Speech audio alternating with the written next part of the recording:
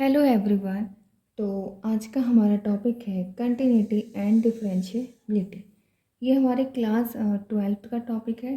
तो हमने क्लास 11 में इससे पहले पढ़े थे लिमिट, कि लिमिट ऑफ अ फंक्शन। तो लिमिट ऑफ अ फंक्शन क्या होती है? अगर हमारा फंक्शन सिंपल है, यानी कि पीस वाइज नहीं है। एक तो होता है हमारा piecewise function. Piecewise function में क्या होता है, हमारा फंक्शन किसी एक पॉइंट पे ब्रेक हो रहा होता है, ठीक है, यानी कि दो फंक्शन गिवन होते हैं।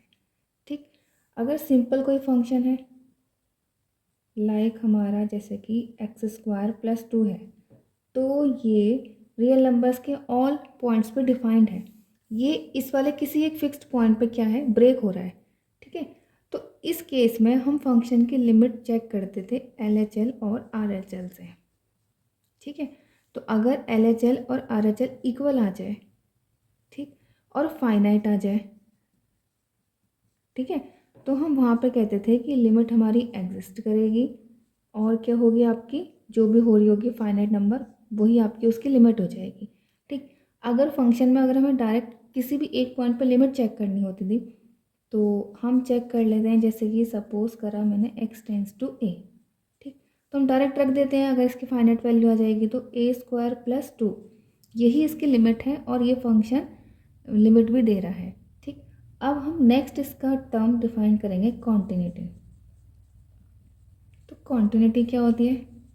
कॉन्टिन्यूटी ये होती है कि जो भी f फंक्शन है, ठीक है, और उसकी लिमिट क्या हो रही है, डिफाइंड हो रही है। लिमिट क्या हो रही है आपकी, डिफाइंड हो रही है। ठीक, सो f इज कंटिन्यूस, हम इसको शॉर्टकट में लिखेंगे कंटिन्यूस एट c इफ क्या होगा आपकी, जो लिमिट एग्जिस्ट करती है, limit x → c f(x) is equal to the value of the function at that point. Exactly हमको ये लिमिट निकालनी ही निकालनी है, और डायरेक्ट उस फंक्शन में उस पॉइंट को पुट कर देना है। ठीक है, अगर ये दोनों इक्वल आ जाए तो हम बोलेंगे उस केस में कि f हमारा कंटिन्यूस है। अगर हमारा यहाँ पे फंक्शन पीस वाइज होगा तो LHL और RHL लेकर के सॉल्व करेंगे। LHL is equal to RHL and is equal to the value of the function at that point. अगर ये तीनों इक्वल आ जाए, ठीक है, तो हम उस केस में कहेंगे कि f इज कंटिन्यूस। ठीक, अब कंटिन्यूस फंक्शन की एक अलजेब्रा है, कि इसमें अलजेब्रा लगती है। क्या अलजेब्रा लगती है कि if two functions f and g are continuous at x is equal to c, then क्या होगा, f+g हो या फिर फंक्शन हो f-g is continuous at x is equal to c। Similarly f into g is also continuous at x is equal to c, and f/g इनका divisible, ये भी क्या होगा, हमारा कंटिन्यूस होगा at x is equal to c। ठीक है, तो अब हम और कुछ इसकी कंटिन्यूस से रिलेटेड कुछ और टर्म देख लेते हैं। तो अब हम देखेंगे कंटिन्यूटी से रिलेटेड कुछ इंपॉर्टेंट पॉइंट्स। जैसे कि हमारा मॉड एक्स फंक्शन है, पीस वाइज होता है, ये ब्रेक हो जाता है x इज इक्वल टू 0 पे। x 0 पे इसकी वैल्यू -x होती है, और x 0 पे इसकी वैल्यू +x होती है। तो हमने सॉल्व करके देखा है कि कंटिन्यूस होता है x इक्वल टू 0 पे। तो जहाँ ये पीस वाइज फंक्शन है वहाँ कंटिन्यूस है, तो क्या होता है, ऑब्वियसली ये function mod x function continuous है at all points. Similarly constant function भी क्या होता है, is continuous at all points. ठीक है, identity function f(x) is equal to x is continuous at all point in x। Polynomial function f(x) is equal to कोई सा भी polynomial function ले लो, जैसे कि x² + 2, ये भी क्या होता है आपका, कंटिन्यूस होता है एट ऑल पॉइंट पे। रेशनल फंक्शन जैसे कि ये होता है f(x) is equal to gx divided by 5x, ऊपर भी पॉलिनोमियल नीचे भी पॉलिनोमियल, तो ये भी कंटिन्यूस होता है at all points. Sine x and cos x ये भी कंटिन्यूस होते हैं eight all point. Sine x का ग्राफ कैसे होता है, ऐसे होता है, तो कंटिन्यूसली चलता जाता है। कॉस एक्स का ग्राफ कैसे होता है, ऐसे होता है, तो ये भी क्या होता है आपका, कंटिन्यूसली चलता जाता है। साइन एक्स स्क्वायर, ये दो फंक्शन से मिलके बनता है। और दो फंक्शन की मैपिंग, अगर आपका एफ और जी भी कंटिन्यूस है तो दोनों फंक्शन की मैपिंग भी कंटिन्यूस होती है। तो ये सारे टर्म्स आपके कंटिन्यूटी से रिलेटेड थे। तो अब हम देखेंगे डिफरेंशिएबिलिटी ऑफ एनी फंक्शन। ठीक है, तो हमारा f कब डिफरेंशिएबल होता है? f की डिफरेंशिएबिलिटी होने की कंडीशन है f is differentiable at c if limit x tends to c f x minus का f c divided by x minus c ये एग्जिस्ट कर जाए। ठीक है, तो इसी को हम बोलते हैं एफ डैश सी कि फंक्शन डिफरेंशिएबल है एट सी पर। ठीक है, हमने फंक्शन का डिफरेंशिएबल करना सीखा था कुछ फॉर्मूलों के थ्रू। तो अब हमारे कुछ फंक्शंस क्या होते हैं, वही पीस वाइज होते हैं कि अगर एफ आपका पीस वाइज है, ठीक है, तो पीस वाइज है तो दो फंक्शंस में डिफाइंड है, एक लिमिट के इस तरफ, एक लिमिट के राइट हैंड साइड।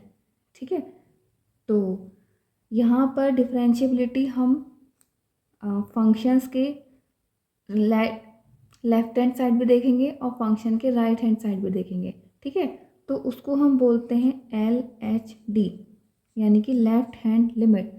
तो वो कैसे डिफाइन होती है, देखिए इस वाले फंक्शन में।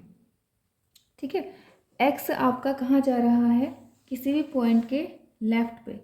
तो सपोज करा मैंने L के लेफ्ट में जा रहा है, तो आपकी लेफ्ट हैंड लिमिट को हम डिफाइन करेंगे L एफ डैश ए माइनस।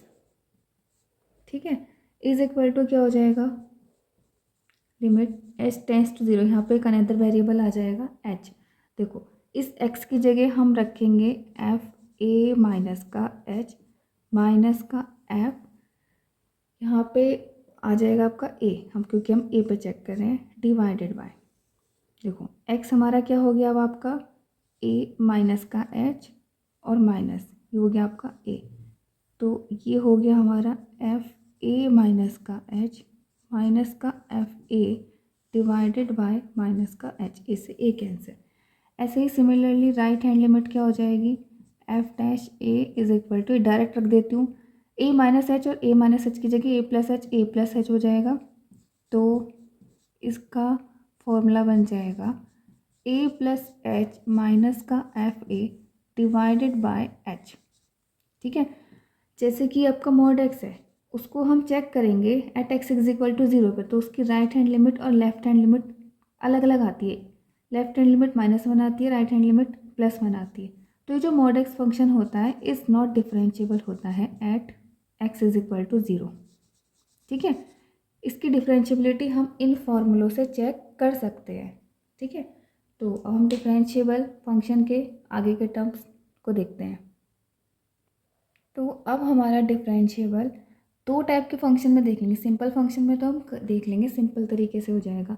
इम्प्लिसिट फंक्शंस का डेरिवेटिव कैसा होता है, यानी कि वहाँ पर जहाँ पर इक्वेशन आपकी एक्स एंड वाई फॉर्म की होगी। ठीक है, तो वहाँ पर हम डिफरेंशिएबल पूरी इक्वेशंस का कर लेते हैं, उसके बाद हम dy बाई डी एक्स वहाँ से फाइंड कर लेते हैं।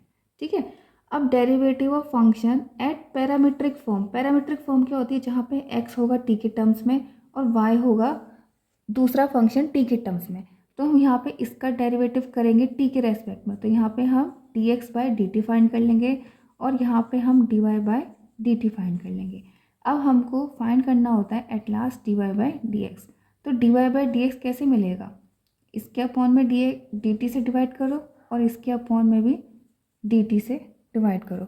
तो इसका फॉर्मूला बन जाता है आपका y यानी कि g डैश टी और divided by f dash T. ठीक है, तो हम ऐसे पैरामीट्रिक फॉर्म का डेरिवेटिव्स निकाल लेंगे। तो कंटिन्यूटी और डिफरेंशिएबिलिटी तो हमने देख ली है, अब जरा इनमें रिलेशंस देखते हैं। अब हम रिलेशन देखेंगे।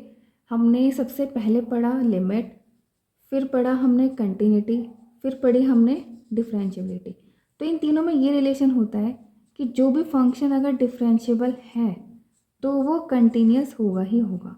कंटिन्यूस डिफरेंशिएबल होगा, ये पॉसिबल हो भी सकता है और नहीं भी हो सकता, मे और मे नॉट भी।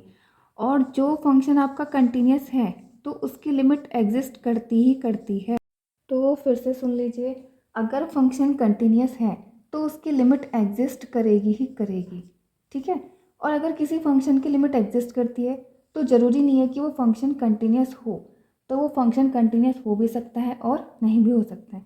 यहाँ पे मे और मे नॉट की कंडीशन अप्लाई होगी, ठीक है। ऐसे ही सिमिलरली यहाँ पर, तो जो फंक्शन डिफरेंशिएबल है वो कंटिन्यूस होगा और जो कंटिन्यूस है उसकी लिमिट एग्जिस्ट करेगी। अगर फंक्शन की लिमिट एग्जिस्ट करती है तो हमें चेक करना पड़ेगा, यहाँ से यहाँ जाने के लिए तो हमें चेक करना पड़ेगा, ठीक है। ऐसे ही जो कंटिन्यूस है वो डिफरेंशिएबल है या नहीं, तो उसके लिए भी हमको चेक करना पड़ेगा। तो हमारा कंटिन्यूटी एंड डिफरेंशिएबिलिटी का टॉपिक कंप्लीट होता है। अगर आपको वीडियो अच्छी लगी हो तो इस चैनल पर बने रहिएगा, सब्सक्राइब शेयर करते रहिएगा। Thank you.